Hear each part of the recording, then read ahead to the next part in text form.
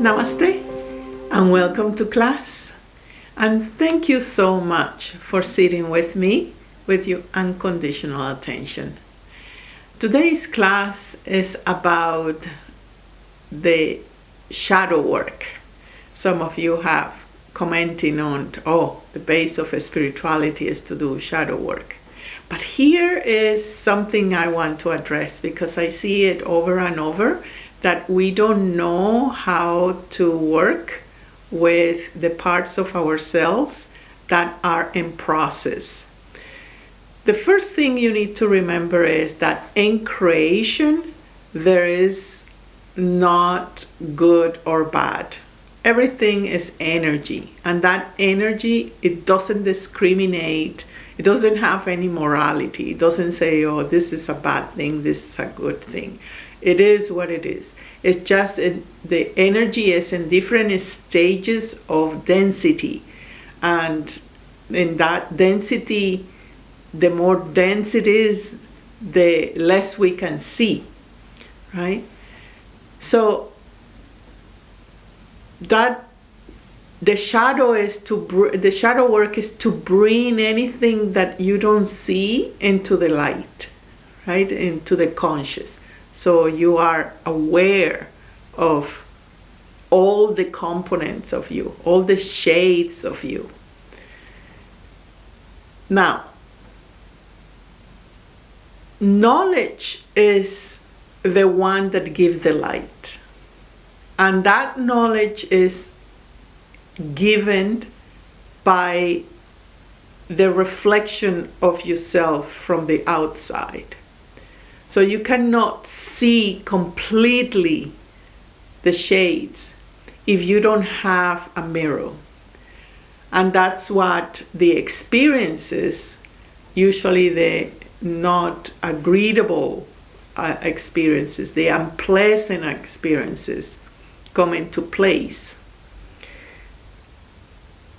They are just trying to say, hey, there is a little nut here that you need to throw some light in it. That's all.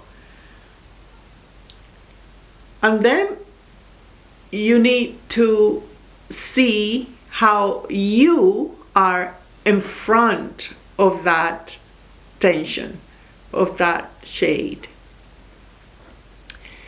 I often give feedback to students about what they are doing, about what they are not impeccable, how they're cheating themselves, how they are manipulating others, how they are playing small, how they're avoiding responsibility. As a teacher, that is the first thing to bring awareness to it. But the student needs to be very strong in receiving that, because if it's distorting that knowledge, that light, that information into, I am bad, I should do something about not being bad, then you're just dwelling in your own shadows and not really wanting to go out of it. So the strength to see the shadows have to have a very strong identity and purity that is not seeing themselves as a fault, that is something is wrong with them. It's just simply something that need to be looked at it sincerely, so it doesn't control you.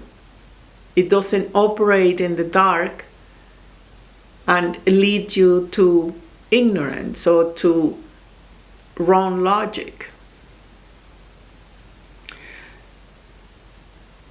The third thing to working with shades or with the shadow self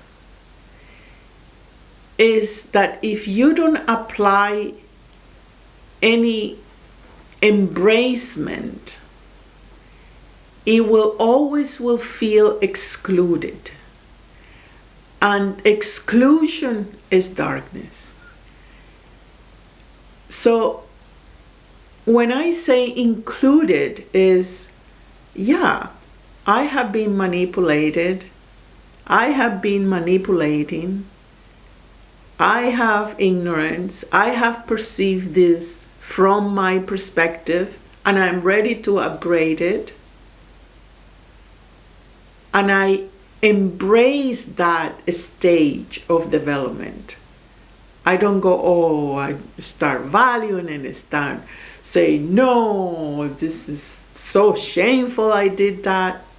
No. Embracement means that you are accepting all the stages of your awakening.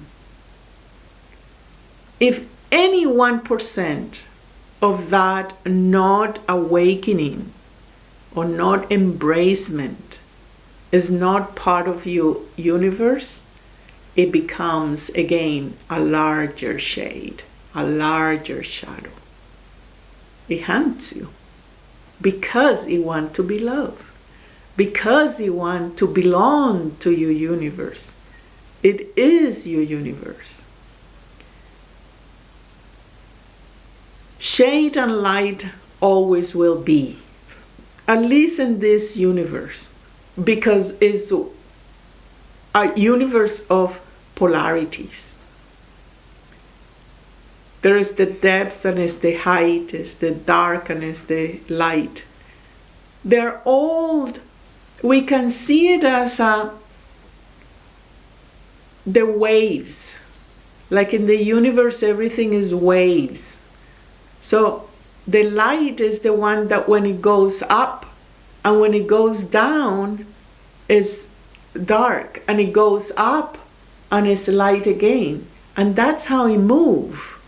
Without that polarity, there is no movement. So the dark side is part of creation. Is when you identified and you put a stigma and a dogma and you say, I should not be that. Or that I am bad because of that. Is in that moment that you exclude yourself from the totality of creation. So when you have feedback from life, from your teacher, from friends, don't think that, don't go into the shame. Don't think I am bad, and then you retreat yourself and you try to figure it out yourself and you form an opinion or you form a rejection. Oh, I'll never see that person again because he's telling me that I am bad. This is a bad logic. This is a wrong conclusion.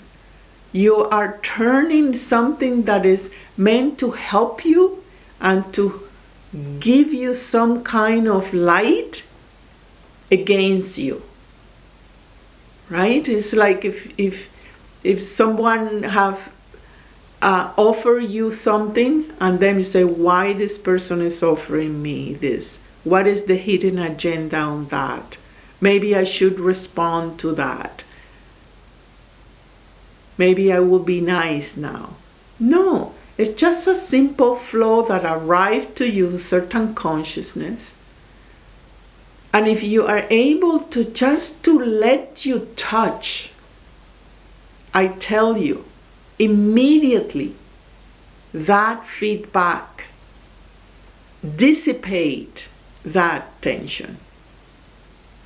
And this is crucial because it's a difference between the psychologist, the counselor, and the teacher. Have you seen that some counselors, at least in my experience, they come and say, oh, I feel so tired dealing with people.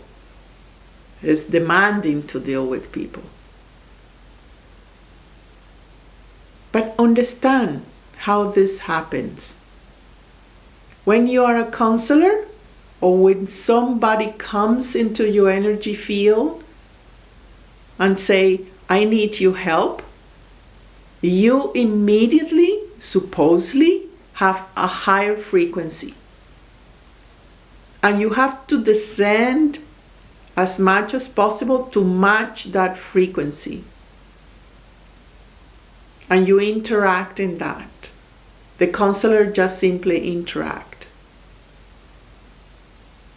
What the counselor forgets is to zoom out and come back to its own frequency. That's why it's so important that they have a practice. So they can come to the density, the pain of the other person, and then zoom out. They can re-establish again their own matrix, their own self, their own frequency. The teacher works differently. The teacher uses his own Shakti, his own force, his own energy. And is not only descending, but penetrating, or at least intending to penetrate. And is in the exchange of these two energies, when it's sincerity, when it's openness, things get changed.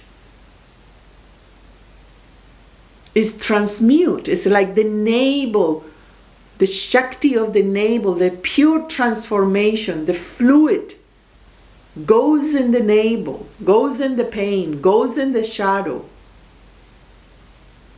and it brings the light. It's effortless.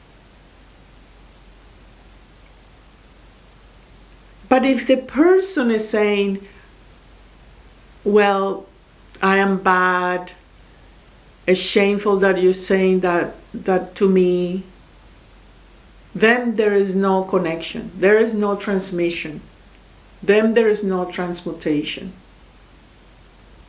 Because there is a buffer, either through logic or through feelings of I am less, any disempowerment.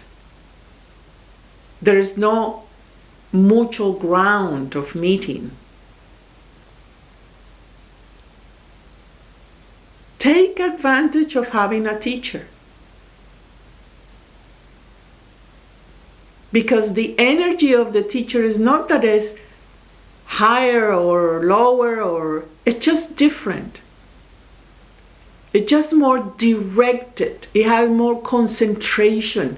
It has more penetration. And if you allow it to penetrate, any tension is released. Any chatting is relaxed. Any misunderstanding, any links that are not being complete, it gets complete. Now, one thing is to talk to the teacher, and the other one is to meditate with the teacher, even more powerful. Because the two energies harmonize themselves. It's the higher amalgamation of the waves of the energy.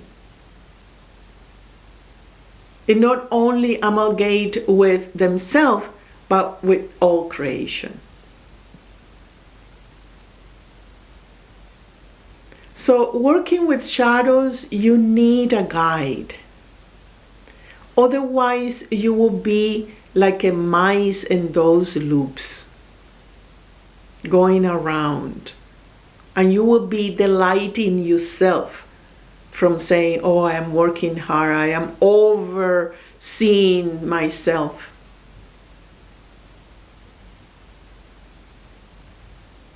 There is no way that you can get free if you only work in the shade and you don't empower your light. Because most of your shades is illusion. You work just with the illusion of their mind, with the fractals of the mind. Every single work of transformation is directing your prana and your attention towards your higher potential. Your state of bliss, your state of contentment, your state of detachment, your state of joy. If you don't magnetize that every day, you are not exercising your pure consciousness. You are not letting your pure consciousness to serve you as the example of the teacher, to take you, to magnetically absorb you in yourself, not in the other, in yourself, in your pure consciousness.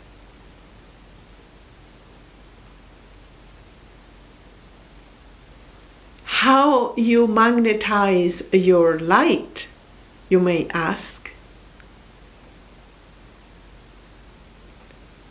is only one way.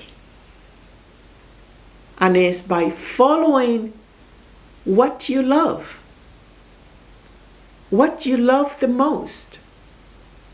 Because that, what action of putting what you love the most, even if it's just cleaning or doing shoes or whatever, is serving humanity. You are showing up, and in retribution, you are receiving the same joy, the same service, the same wealth. This is actually part of the wealth formula.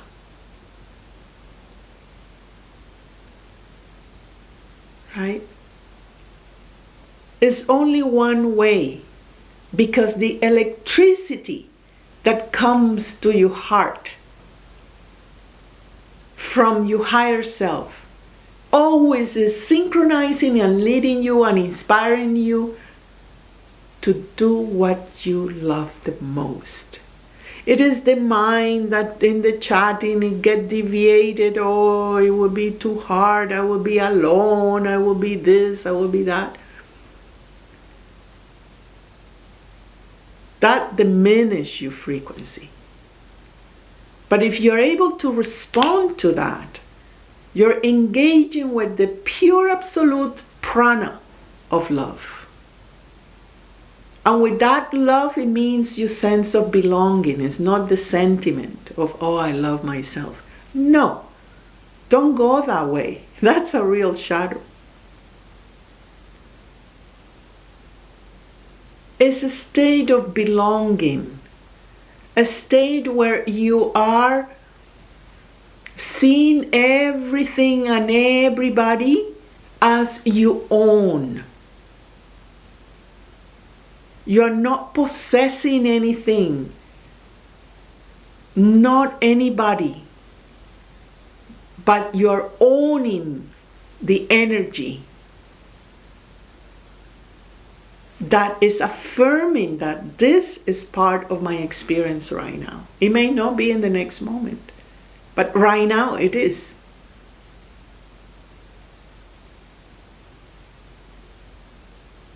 So the shades psychologically it really is just memories being very tight inside. And that's why we have practices.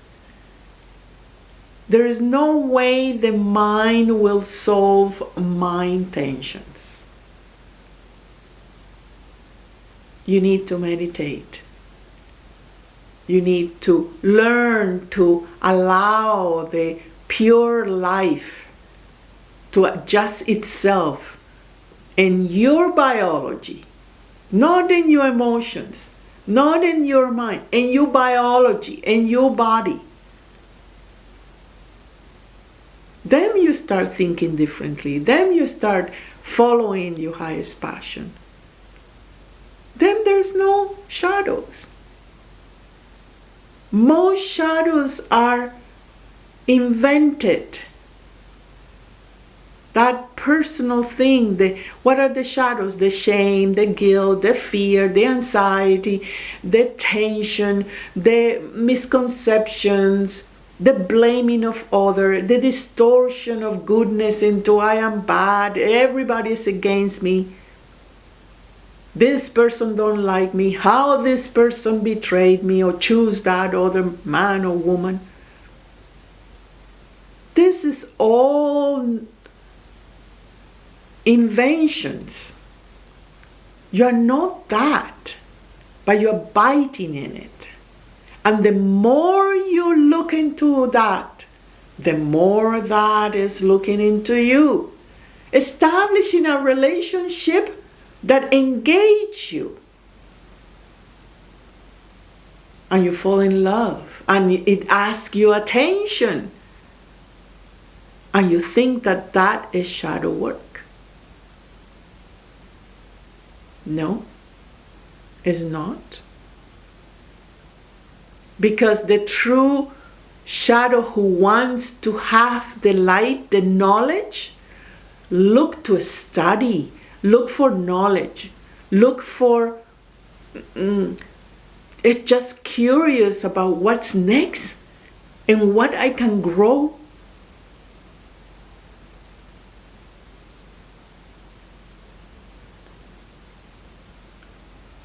So take notes on the steps.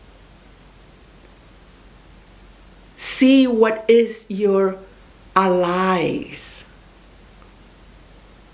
And drop the effort to be different to where you are and who you are. I repeat, drop the effort to try to be different of who you are and where you are. Relax. You are okay the way you are. And use ideas of improvement is the real shadow. Namaste.